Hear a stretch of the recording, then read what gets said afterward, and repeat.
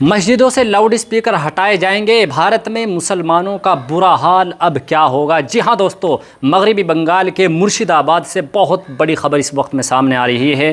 مسلمانوں سے جڑے کئی حساس معاملات کو لے کر سیاسی ہلچل تیز ہو گئی ہے۔ مرشد آباد کے رکن پارلیمنٹ ابو طاہر خان اور جنگ پوری کے رکن پارلیمنٹ خلیل الرحمان نے ہفتے کے روز یعنی بار کے دن وزیر اعلیٰ شوبھیندو ادھیکاری سے ملاقات کی اس بات کے اوپر کہ مسجدوں سے لاؤڈ اسپیکر کیوں ہٹائے جا رہے ہیں، مسلمانوں کے ساتھ ایسے معاملات کیوں کیے جا رہے ہیں۔ ملاقات کے بعد میڈیا سے بات کرتے ہوئے ابو طاہر خان نے الزام لگایا کہ ریاست میں مسلمانوں کو نشانہ بنایا جا رہا ہے۔ انہوں نے خاص طور سے مساجد سے لاؤڈ اسپیکر ہٹائے جانے کا معاملہ اٹھاتے ہوئے اسے افسوسناک قرار دیا اور کہا کہ مسلمانوں کو نماز ادا کرنے کی اجازت دی جانی چاہیے۔ ابو طاہر خان کے مطابق ملاقات میں بنیادی طور پر دو بڑے مسائل پر بات ہوئی ہے۔ جی ہاں دوستو، معاملہ SIR کے دوران ووٹر لسٹ سے بڑی تعداد میں نام ہٹائے جانے اور ان کے ٹریبونل میں زیر التوا معاملات کا تھا۔ مرشد آباد میں رپورٹ کے مطابق ملاقات میں تقریباً 27 لاکھ ناموں سے متعلق معاملہ اٹھایا گیا۔ 27 لاکھ نام کوئی معمولی نہیں بیٹھتے۔ ابو طاہر خان نے کہا کہ ان میں بڑی تعداد ایسے محنت کش اور عام لوگوں کی ہے جو کہ کاغذی کارروائی کی پیچیدگیوں کو پوری طرح نہیں سمجھتے، اس لیے کہ ان کے ناموں کے معاملے میں انہیں پریشانی کا سامنا کرنا پڑ رہا ہے۔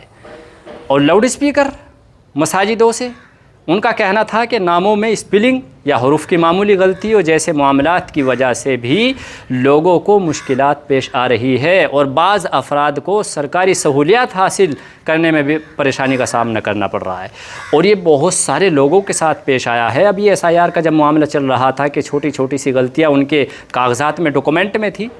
ابو طاہر خان نے یہ بھی کہا کہ وزیر اعلیٰ نے انہیں بتایا کہ ان 27 لاکھ لوگوں میں سے تقریباً 7 لاکھ افراد نے سماعت کے لیے درخواست دی ہے، جبکہ باقی لوگوں نے ابھی اپیل نہیں کی۔ وزیر اعلیٰ نے مبینہ طور پر یقین دہانی کرائی کہ جن لوگوں نے اپیل کی ہے ان کے معاملات میں سماعت جلد کرانے کے لیے انتظام کیا جائے گا۔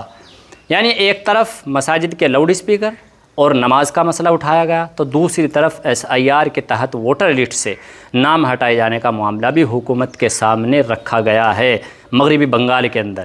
اس ملاقات کے بعد مرشد آباد میں ان دونوں مسائل کو لے کر سیاسی بحث مزید اور تیز ہونے کے آثار ہیں، اور ایسے معاملوں میں بحث مباحثہ تو ہوتی ہیں، آپ کو پتہ ہے، لیکن بات یہیں ختم نہیں ہوتی۔ ایک اور مدعا ایسا ہے جو کہ مسلمانوں سے جڑا ہوا ہے اور اس کو بھی پورے زور شور سے اٹھایا گیا ہے۔ جماعت اسلامی نے وندے ماترم پر عدالت اور حکومت کے موقف پر اٹھائے ہیں سوال۔ حب الوطنی اپنی جگہ، عقیدے پر سمجھوتا نہیں ہے، یہ کہا ہے جماعت اسلامی کے بعض ذمہ داروں نے۔ مغربی بنگال کے مدارس میں وندے ماترم گانے کو لازمی قرار دینے کے معاملے پر تنازع مزید شدت اختیار کر گیا ہے۔ 4 اگست کو کولکتہ ہائی کورٹ میں اس معاملے کی سماعت کے دوران عدالت نے ریمارکس دیے کہ اگر مدارس میں وندے ماترم کے تمام 6 اشعار گائے جائیں تو آسمان نہیں گر جائے گا، یہ عدالت نے کہا ہے۔ کولکتہ ہائی کورٹ نے کہا ہے کہ اگر اشعار گائے جائیں گے، وندے ماترم کہا جائے گا تو کوئی آسمان نہیں پھٹ جائے گا، یعنی ان کے نزدیک ہے کہ کوئی پریشانی نہیں ہوگی۔ حالانکہ اس معاملے پر جماعت اسلامی ہند کی جانب سے کہا گیا کہ ملک سے محبت اور گیت کو لازمی طور پر پڑھنے کے لیے مجبور کرنا 2 الگ چیزیں ہیں۔